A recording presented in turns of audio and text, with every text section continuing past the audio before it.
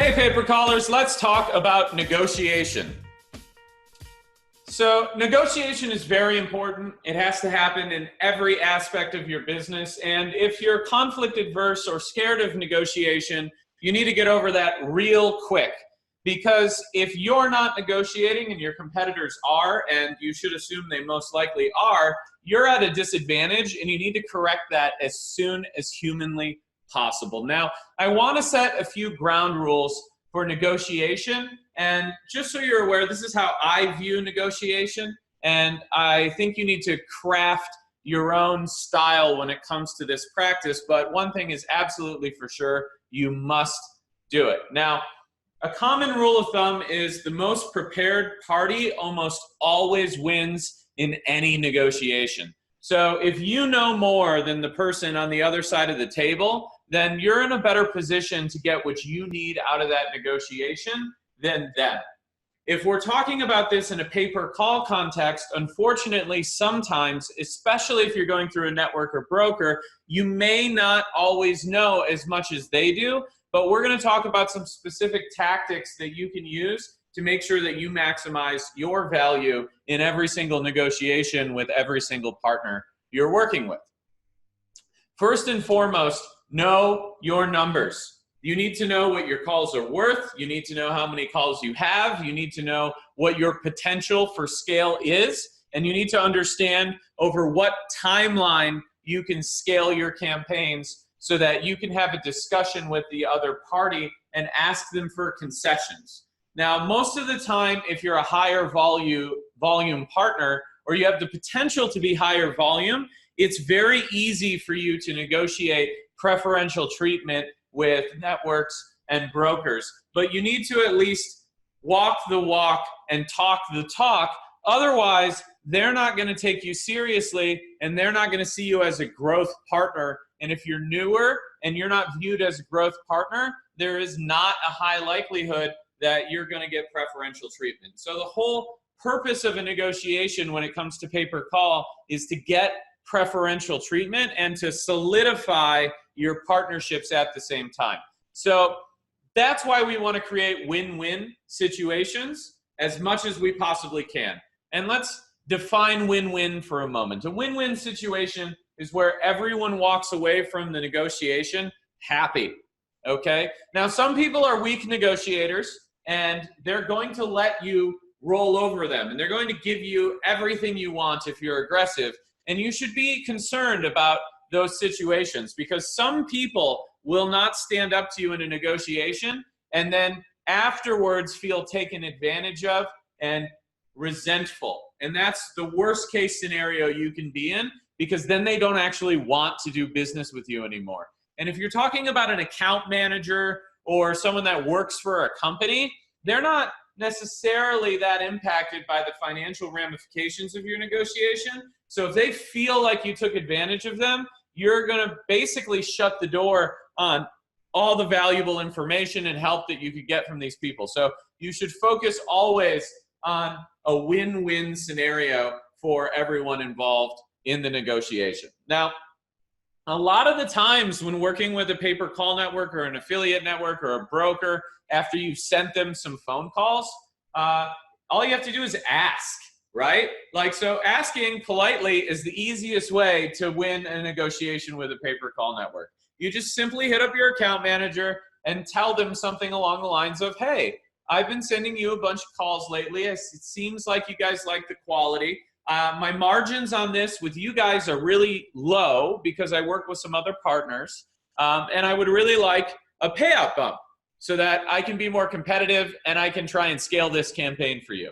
And most of the time, that's it. All you have to do is ask. Now, over time, you're going to want to keep asking, and you're going to have to engage in more advanced negotiating techniques. But if you're new, the simplest way to get a win when working with a network or a broker is just to politely ask for a pay bump, okay? And whenever possible, you want to do this in writing so that you have some record of it, some log of it. And so maybe you have a good personal relationship with your account manager and you call them, or you do a Skype chat, video call, or a Skype call, and they tell you, yeah, I'll give you a payout bump. Like, okay, great. and then you go into their system and you see the payout bump, and that's usually enough. But I highly recommend that you get some sort of confirmation in writing, so if anything ever happens, you have proof of it. So you can, after the call, just simply text them, or you can Skype chat them, or whatever you use, email, and just say, hey, just to confirm from our call today, I really appreciate you working with me on this. We're going to bump the payout on the whatever campaign to $12.50, right? And then they'll reply, hey, great call. Yeah, absolutely. I've updated it in the system, whatever. And then you have at least some sort of written receipt that you will be getting that pay bump. So if there's ever a dispute in the future, or if they forget, or whatever the case is, both parties are covered.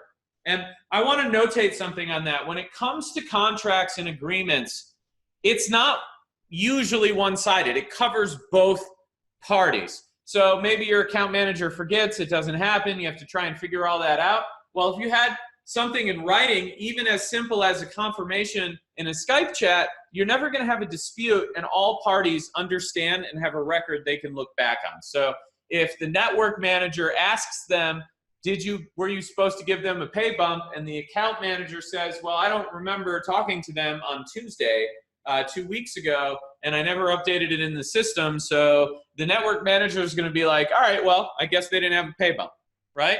And I've seen this happen before, and it's not a big deal. Usually you can work it out, but the best way to do that, again, is to have a note in writing so you can just reference it. And then when you reference it to somebody, they're going to go, oh, crap. Well, we did talk about it. All right, my bad. Let me adjust that for you. Here it is. And most of the companies in our space that you're going to be dealing with, the bigger brokers and networks, they're honorable. And so if you have something simple like that in writing and there ever is a dispute, they're going to adjust it for you.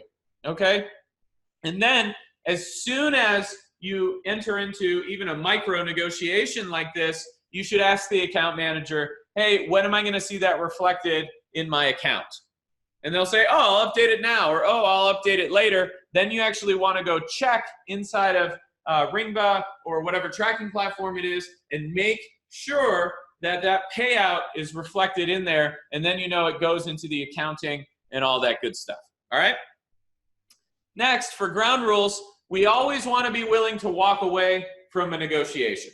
All right?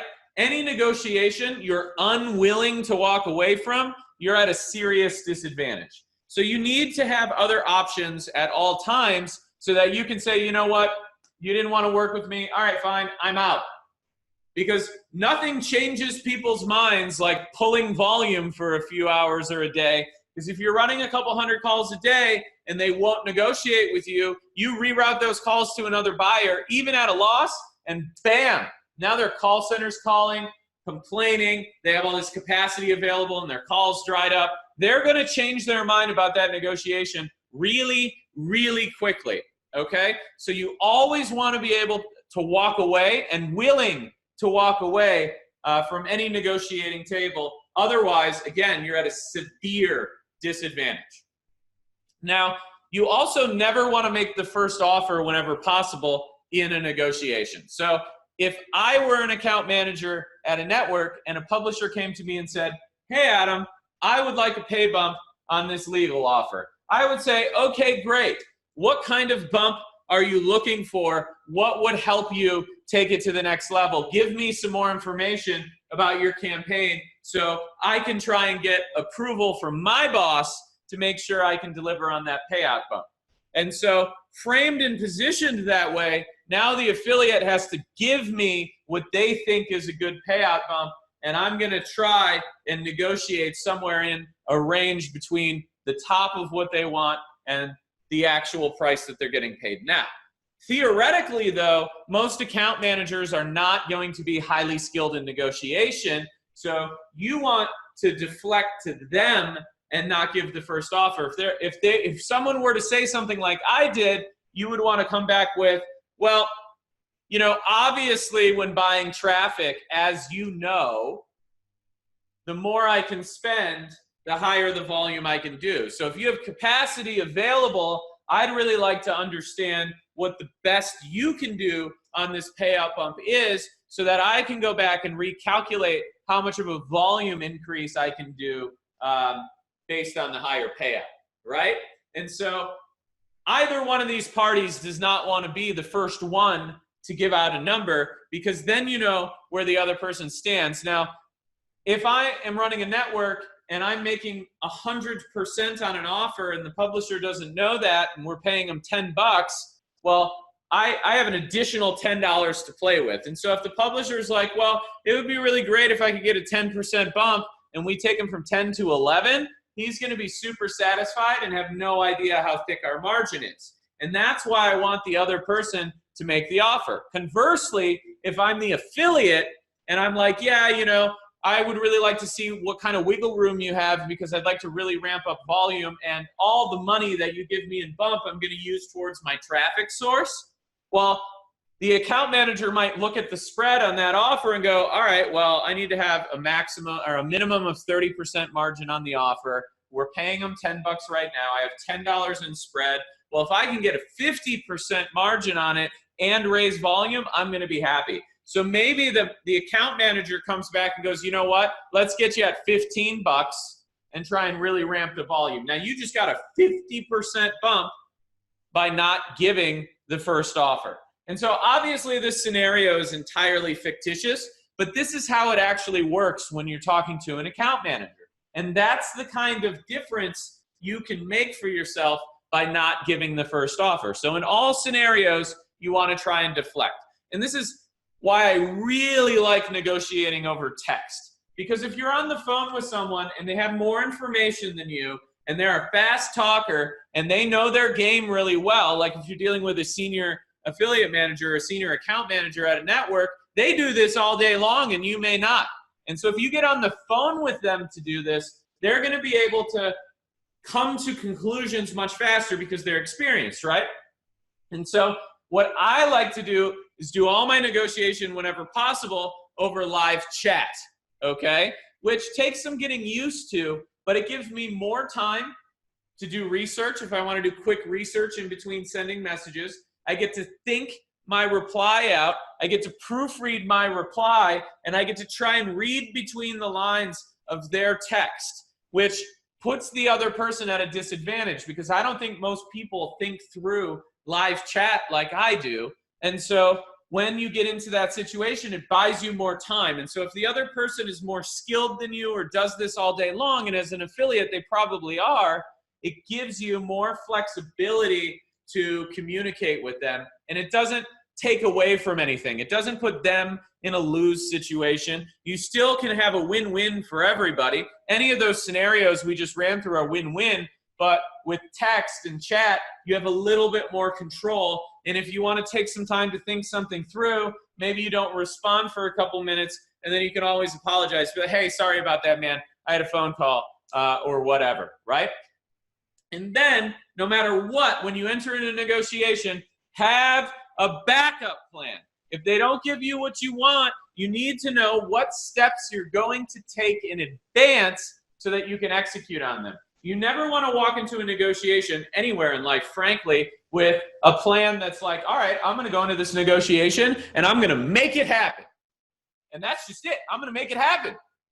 Well, as exciting as something like that is, you know, like, yay, what really happens in those situations is if you don't get what you want and you misjudged it and you don't have a backup plan and you don't know what you're going to do if they tell you no, you're essentially in the worst position you could possibly be in, because you're probably not willing to walk away. And so thinking about a backup plan before you engage in any negotiation, whether big or small, puts you in the position where you will be able to walk away from it because you have a backup plan, and then you can pull away. And so to a lot of these account managers, if you pull away or you reroute your traffic, they lose commission. And so an account manager is directly financially compensated by your traffic in some way, shape, or form. And so if it disappears, not only does it make them look bad, they actually personally lose money. And if you're a bigger account or you're a growth account or you're with a newer account manager, someone's going to be scrutinizing their portfolio of accounts, and they're going to see that they lost your business. And so that does not bode well for them. So if you're willing to walk away, it really puts you in the power position. And sometimes all it takes is a couple hours of rerouting traffic, and you're good to go. And so the key to a backup plan in negotiating a pay-per-call, by the way, is your own call tracking. All right? You need Ringba or something like it so that you can reroute those phone calls if someone's unwilling to work with you or negotiate with you. At the click of a mouse, you can take away from them, and then they have to rethink whether those couple extra percentage points are really worth it. All right? And so let's talk about how we would do this if we're trying to pin two networks against each other in a network versus network negotiation.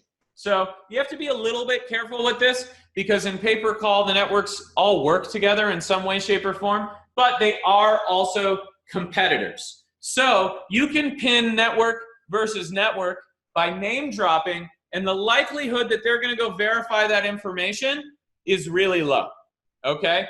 First of all, they don't want to go ask their competitor if their competitor's outpricing them on an offer or if they're working with this specific publisher, because if you're bluffing them and they do that, the network now knows who to go talk to for what type of phone calls and what payout they need to hit to take the business. And so it's a Trojan horse, essentially. But it can happen where they communicate. You should be aware of it and prepared for it.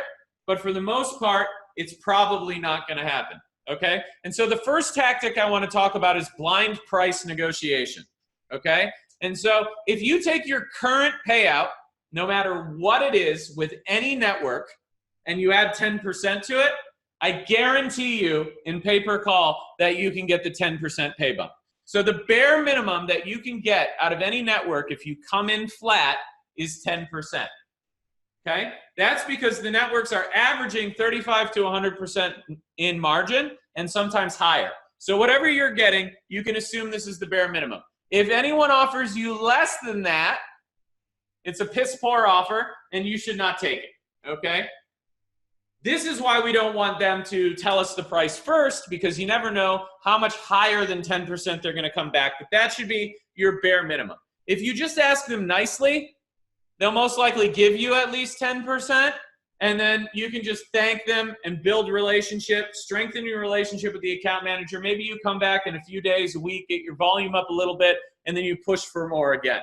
Okay? This is not always a one-time fit scenario type deal. You're going to want to continuously negotiate with networks, especially as you gauge your quality and the volume goes up. You have to remember that this is a volume-based game. So the bigger you get, the more buying power you have, essentially, and the more you can demand. Now, what we're going to do here is we're going to go to network A, and we're just simply going to tell them that network B also has the offer and that they're paying you more.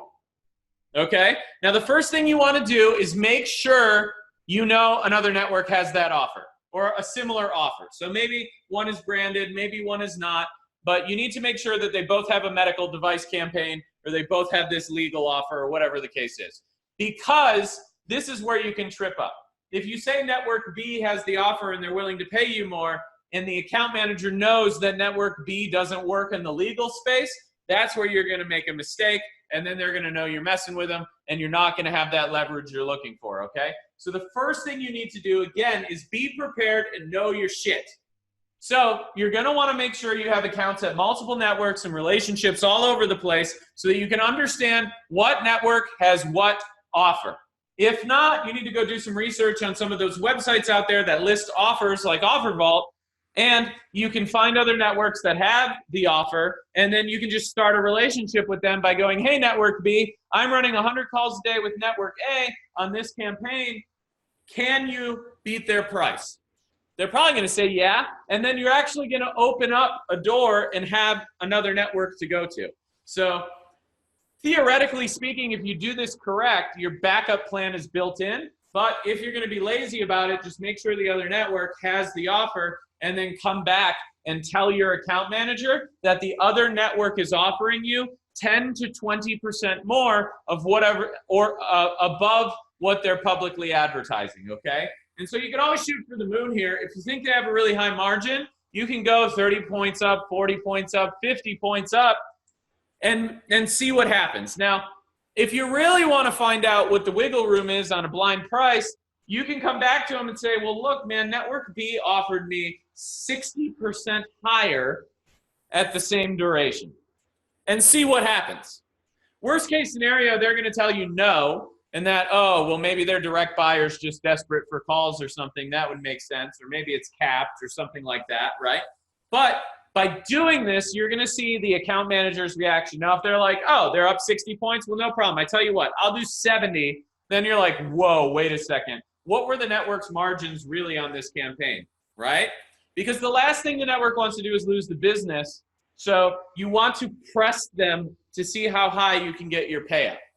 Because it doesn't matter what your payout actually is, the network's going to offer the same level of service to you, because I don't think that any network out there is looking at margins and then subdividing how they're servicing customers, okay? It's just not something networks do. It would require a lot of work. It could cause reputational damage.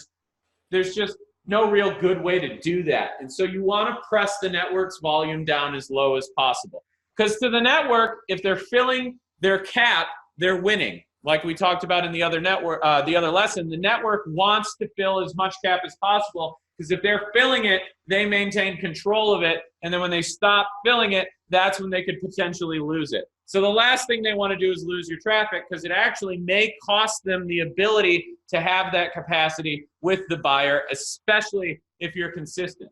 And so being consistent also helps you with negotiation in this regard, because the takeaway just smashes them and they could possibly lose their buyer, and that's not a good thing. Now, the bigger the network and the more buyers they have on a specific campaign, the less this is a problem for them. But also, the bigger you are, the more control over the network's future you have as well. And so you want to leverage that to get the most compensation you possibly can. All right. And so, like I said, just to recap on blind price, you have to be careful. Do your research. Make sure you know at least who the other network is that you're going to tell them is offering you a better price. And you don't necessarily have to give them the network name, but if you do, it makes you sound a lot more confident. Okay, so just think about that and work with the account manager appropriately, or tell them, I can't really tell you that over text. Let's hop on a call real quick. I don't want to cause any issues. Then you hop on the call and you name drop, and then they're like, oh, okay, now it's them versus another network and they want to win. And if you can actually figure out which networks have rivalries with other networks, you can really use this to your advantage, because if there's a rivalry there, they're definitely not calling the other network, and they'll do just about anything to take the business away from their rivals. And so that's why you want these relationships with as many people as possible. And trust me when I say that in any business, there are rivals, especially in niche spaces like pay-per-call, where there's a limited number of networks. There may be 50 networks total. A lot of them are going to have competition with each other, and they're not going to talk back and forth, and you can leverage that for your own gain, okay? Now, research price is essentially the blind price offer, but by doing your research. And whenever I used to do negotiations with affiliate networks many, many years ago, I would always use the research price route, because the more you know, the more powerful you are in that negotiation. So my goal was always to know more than my account manager or his entire team about the offer I'm working on. And that's not necessarily hard to do, because a lot of these networks are holding, 50 or 100 different offers. The likelihood that every account manager is a master or an expert on every single vertical or offer is low. And so by knowing everything front to back and the entire space and where all the other offers are at the other networks and what they're paying out and where the rivalries are, you can really position yourself to get the best price on every offer. And again, if you're being paid more than anyone else on an offer from a network, you are in a better position than all their affiliates to go buy media and traffic and market that offer, because you can spend more money per acquisition than your competitors and still make the same margin. And that's effectively your goal here. Your goal isn't to get these price bumps so that you can just make more money, so you have more money. The goal here is so that you can get these price bumps and better payouts, so that you can take that capital and increase your volume and then add more pieces to your business so that you can grow your business, okay? And so you're going to do the research price model. What you want to do is you want to speak to 3 different networks and tell them, hey, I have calls in this legal vertical or whatever vertical you're in, and I am considering running them with you guys. I've been running this campaign for months. It's really quality traffic. You know, other networks are happy with it. You know, what can you offer me? Okay, and that's it. You let them make the first offer. If they're like, well, what do you need? You say, no, this isn't how that's going to work. I'm offering you my business from another network. If you want it, you got to make the offer. Okay, and in that position, you can just be aggressive about it. You can be like, look, man, I appreciate that you would like me to tell you where I need to be, but if you even want a shot at this traffic from your competitor, give me your best offer the first time. Don't give them a choice. Make them make you the first offer. They'll do it. They're not going to be like, no, I don't want a shot at my competitor's volume. That would be absolutely insane, and they're not going to do that. And so whatever that network offers you, you can assume that even after your hard upfront negotiation price check on it, you can get at least an additional 10% if you push them. And so whatever they offer you plus the additional 10% is your baseline to go back to your current network, and that's your minimum that they should give you. But realistically, you should tack on an additional 10% above that, and now we're talking about getting into some margins where you have competitive advantage, okay? And that's why you need to speak to at least 3 networks, get 3 real offers. Don't take their first one. Negotiate, try and get those 3 offers 10 points higher. See who will take the highest, right? Especially if it's branded, because then the buyer's all the same. And if it's not branded, well, you're still going to have this wiggle room. And then the highest one, you're going to tack on an additional 10%, and you're going to go back to your current network. And if you have to, you can even make the first offer. At that point, you can be like, look, man, this is their offer. You need to give me 10% more. I'm going to reroute the traffic. Okay? Now, if they tell you no, that's where we're going to talk about the takeaway. So if they tell you no, and you have other networks in play who will buy the calls for the price you're looking for, maybe those networks don't convert as well. You don't know. I would definitely test some of your traffic with these other networks before the takeaway. But in my experience, being pretty aggressive about this gets you what you want anyways. And I was never scared to be aggressive about this. You have to understand that even if you make a little bit less money for a day or two, you can set yourself up for months or even a year of higher payouts if you do it correctly. So you should be prepared to walk away from the table and play chicken. All right? I think that in negotiations, most people aren't willing to do this, and it can hurt relationships if you don't do it properly. But if you're transparent about it and you just tell your account manager, like, look, man, I can't turn away an additional 15% volume. I'm going to switch half. Okay, and give you the next 24 hours to figure it out. And then if you guys don't want to match their price, which is all I'm asking for is a match, and you can bluff that, right? Then I'm going to have to give them all the business. I mean, it's just that simple, okay? It's a commodity. My phone calls are worth a lot. I need to be paid the most for them so that I can compete. And if you guys can still do it, it's profitable, we have a good relationship, you should do it. There's no reason for you not to do it, right? So I'm going to have that conversation with the account manager. And if the account manager can't do it or they say they can't do it, I'm going to tell them, all right, well, loop in your network manager. Let's see if we can work this out, because I like you guys. I don't want to take the business away, but at the same time, you understand it's business. I need to build competitive advantage so I can grow my business. Now, if you guys give me the pay bump I'm looking for, I'll grow my business with you, right? And so that's basically what you're saying here. You do, so we're first going to demand the price match. If they don't do it, you're going to have to push them, all right? And then we want to be careful with bluffing. If it's going to be the takeaway, we don't want to over bluff, right? Like if we're going to take the traffic away from them, we want to make sure that whatever we demand out of them is reasonable enough that they can afford it and that they still make some money.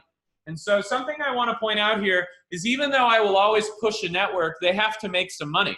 Because if they don't, well, why are they working with me? Why are they in business at all? And so I only want to work with networks that aren't desperate, and I never want to put a network in a position where their margins are so thin that they're not going to pay me, okay? And so that's why you have to be careful with bluffing. You don't want the network to be desperate. You don't want to strain your relationship too much, but you want to push it right up to the line so that you get the most value, okay? because realistically speaking, not all the networks do everything they're supposed to do. It's a complicated business, and so you need to get yours. And if they're not delivering for you, you need to get as much as humanly possible so that you can build your own network of direct buyers, all right? And again, with the takeaway, you always have to have a backup plan. I will tell you right now that if you bluff the takeaway and you don't take the volume away, you're screwed in negotiations with those people forever. You are never getting them to move on you again. So never bluff the takeaway. You need to have another target configured in Ringba, ready to go, ready to click and just reroute the traffic so that they don't have a choice. You need to have your other account managers on Skype chat ready to go so you can be like, hey, you ready? I'm going to send you the traffic, right? You need to make sure that if you throw the takeaway out there, that your backup plan is not already thought through, but it is ready. And so if they're not down, you reroute, okay? You reroute, because nothing shows seriousness like pulling your traffic, okay? Nothing shows the network more that you're going to do it than actually doing it. And when you pull the traffic, next time you come into a negotiation with them, they're not going to mess with you because they know you'll reroute the traffic, okay? And so throughout this entire process, though, you want to do your best to not be argumentative or overly aggressive. You want to try and be genuine and honest and just work with these people and just be cool about this entire process. Because if it ends up where feelings get hurt or people get upset, people are going to feel taken advantage of. And what you're doing is you're framing your long-term business opportunities in a box that isn't going to help you. And so you want to try and make this process collaborative. It doesn't have to be mean, right? It can just be simple. You just be like, listen, account manager guy, I truly understand that you're trying to do what's best for your business. I need you to understand that for me, it's a numbers game. If I have more money in my pocket, I'm not going to spend it partying or on nonsense. I'm going to actually up my bid so that I can increase volume, which makes us both more money. So by giving me the extra margin here, what you're doing is effectively helping your own company grow so that I can go do my thing and help us both out. And I understand if you can't do that, but if you can't do that, this other company is willing to invest in our future together. And I would hate to move the volume, but I have to capitalize on opportunities. And you know what? Even if I have to move the volume away, you know, I promise you we'll keep the door open and we can talk about other campaigns or other things in the future. I want to still work with you guys, but on this specific opportunity, you know, my margins are super thin. They're probably thinner than yours. And so I need every penny I can get to try and scale the campaign. So let me know what you want to do. Either way is fine. But in the next hour, if, you know, we can't come to some sort of conclusion, I just want you to know that I am going to reroute the traffic to this other network. Now, if you say some shit like that to an account manager, and then they're like, yeah, whatever, or yeah, I got other stuff to do. And then in an hour from now, the traffic dries up and you ping them back and be like, hey man, had to reroute. And they're like, what? Wait, what do you mean you rerouted the traffic? Wait, hold on, let's work it out. They will never mess with you again, okay? And so the takeaway is a powerful tool. It needs to be used respectfully, but if you're not setting yourself up for these 3 waterfall options of negotiation, you're not winning. And if one of your competitors is good at this and is doing this and you're competing with them for click cost and advertising cost, they're going to be able to spend more than you. And so their campaigns are going to be bigger, their business is going to grow faster, etc. So you got to make sure you can do it. All right? Now, my favorite way to negotiate is by call quality. And this is a situation where you are going to set yourself up so you know so much more about the campaign than your account manager that they're not going to necessarily be prepared on how to deal with the situation.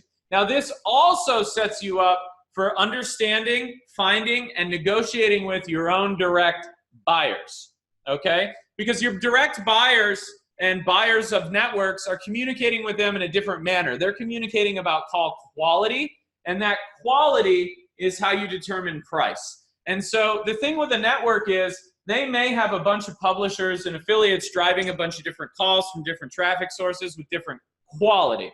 And if the buyer is not sophisticated or the network is not using tracking software that can properly subdivide and segment their traffic, which a lot of them are not, the buyer is getting a merged stream of traffic, a blended stream of calls, and then those calls that the buyers are receiving, they're lumping them all together to determine quality.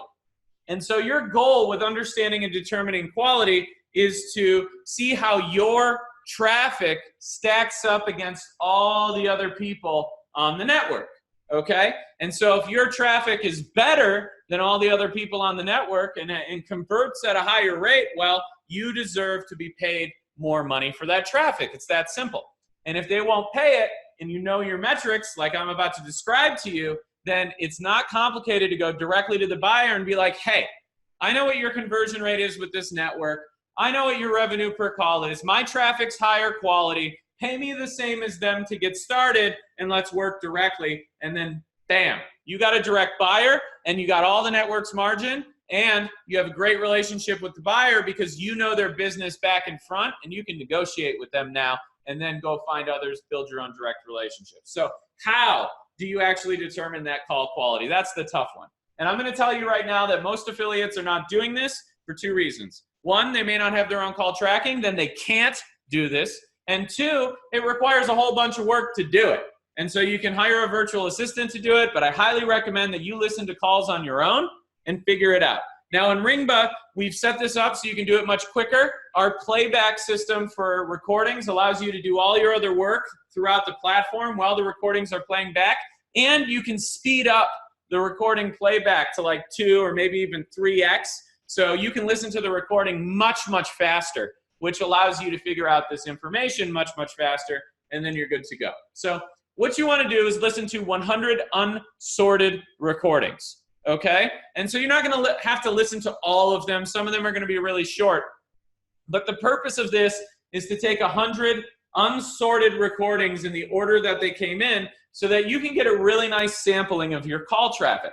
Now, the ones that are like 30 seconds or 2 seconds or anything under a minute or that didn't convert, you don't have to listen to all the really short duration ones unless you want to do some quality assurance at the same time, which I highly recommend and we cover in the quality assurance section in the Masterclass. But you can exclude the short ones, and then you just head on to the longer ones. Now, if the average handle time of a campaign is 15 minutes, you're going to want to take a look at every call that's like 10 minutes or longer, and you can assume that any phone call under 10 minutes or under 7 minutes is probably not a conversion. And so what we're looking for here is the actual conversion, but not to the network, not your duration-based conversion, not when you get paid, but did the call center actually complete their goal, which makes the call center money.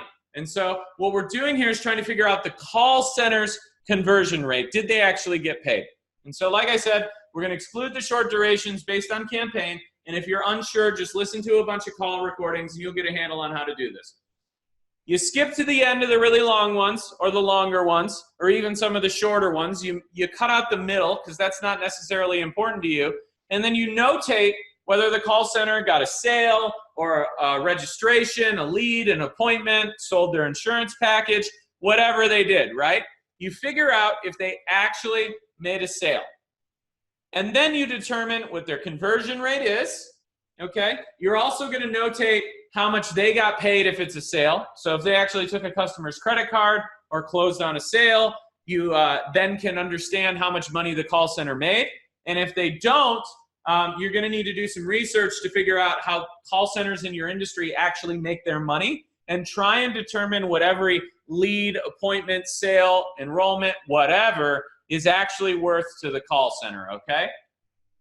So once we know the conversion rate on 100 phone calls, we're going to determine the revenue per call. Now this is a really simple calculation. We're just going to take the total revenue we think the call center made on those 100 phone calls, and then we're going to divide it by the number of phone calls. Now, what's important to keep in mind here is if you're in a duration-based or an IVR campaign and the call center never answered the phone call or it never got through the IVR, well, that doesn't count in the conversion rate, okay? You need to understand what the answered phone call conversion rate is of the call center so that you can better negotiate with the network and your direct buyers, okay?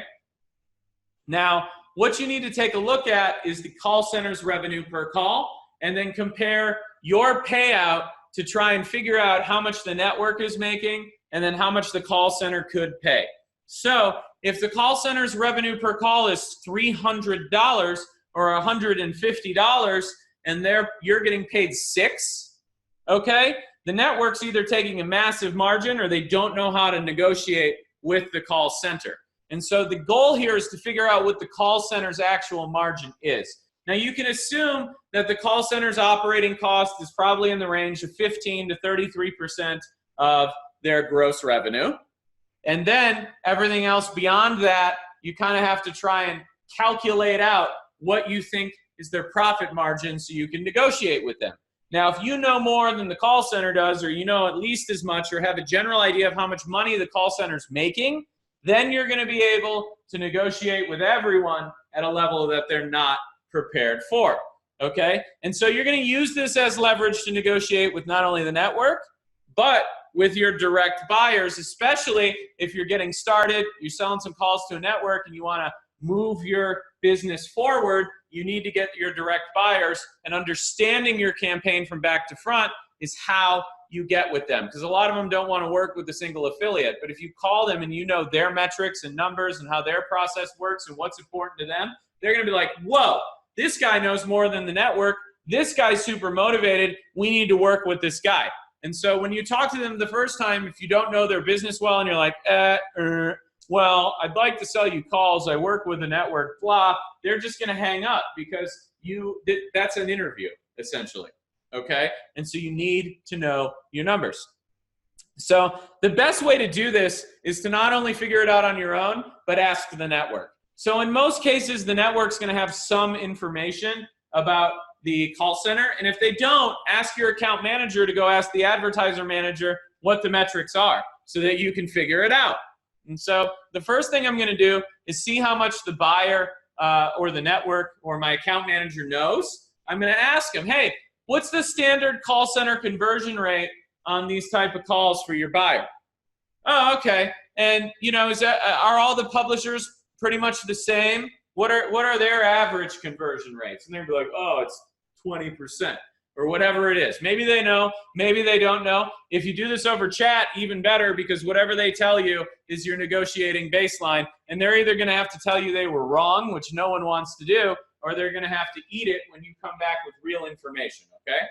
And so you're going to want to figure out what they think the conversion rate is, or whatever information the network has, so that you can effectively use it against them in this negotiation when you get all your information, all right? And so let's say that we figure out the network thinks they have a 20% average conversion rate, and then we go do the math here. And so basically, you're going to do what's on this table here. It's not rocket science. You're going to listen to calls. You're going to have your virtual assistant do it. Again, I highly recommend you do it at least the first time. And it's this simple. Call number 1, sale, no, amount 0. Call number 2, sale, yes, they made $345. 3, 4, 5, 6, 7, 8, 9, 10 through 100. And then we take the number of sales, 3, versus the number of calls, 10. It's a conversion rate of 30% for the call center. And if they did $884 in gross revenue on my 10 phone calls, that means the call center is making $88.40 per phone call, okay? And so maybe they're paying you 6, maybe they're paying you 10. I don't know specifically what the metrics are of this fantasy campaign, but if I have this information, and I know what the network is paying me, now I can extrapolate what the network's getting, what their margin is, and how far I can push the negotiation. And so then I know more than my account manager. I can get extremely aggressive with him with numbers and information, and they're not going to be able to dispute it, okay? And so let's say for a moment that you look at this and they told you that the average network conversion rate for your calls, for their calls in this vertical is 35%, okay? And yours are coming back at 30. Or let's say it's 40 and yours are 30. Chances are they do not know what the call center conversion rate is on your specific traffic stream unless they come back and specifically tell you, yeah, the average is 40% and yours is 30. If they do that, then you know that they're operating at a very high level, which is extremely rare, okay? And so that's where you chill out and you talk to them about, how do I increase my quality, right? And you increase your quality, then you come back and negotiate. Now, if they're like, yeah, the average is 40, and you're like, oh, okay, cool, and yours is less, negotiate anyways. But don't talk about quality. They don't know that yours is any worse than anybody else's, okay? And so you just assume that your calls are quality at that point, and you negotiate anyways. Now, if their average, if what they tell you is 20% and yours is 30%, after looking at this, you need to come back with them and be like, hey, your average is 20%, mine's 30%. That means that my phone calls are 33% higher quality than all my publisher competitors. So at bare minimum, I should be getting a 33% pay bump. And if that doesn't work for you because the margin's not there, I need you to go back to your buyer and renegotiate your campaign for my traffic, because my conversion rate's significantly better than everyone else's. And I need you to do that, or I got to go find another partner, because neither of us should be making less money because my calls are higher quality. We should both be making more money, right? And they're going to be like, yeah, okay, great. Well, then they go back to the buyer, they negotiate a higher price for your calls, and you've made some progress. But either way, information is power. And if the network doesn't know, but you do, use it against them. If you know and the network doesn't, that yours is better and higher quality, use it against them. They're not going to go validate what you tell them for the most part. You want to be careful about bluffing in these circumstances. You should know your real numbers, okay? But my point is, and will always be, always negotiate. Figure out a way to position yourself so that you're a quality long-term partner. They need to keep you, and if they don't take care of you, they're going to lose you, all right? And if you do that, every single network and every single buyer, when done respectfully and professionally, will give you more money for your calls, and then that way you can create a competitive advantage in the space so you can outbid and out-operate all of your competitors.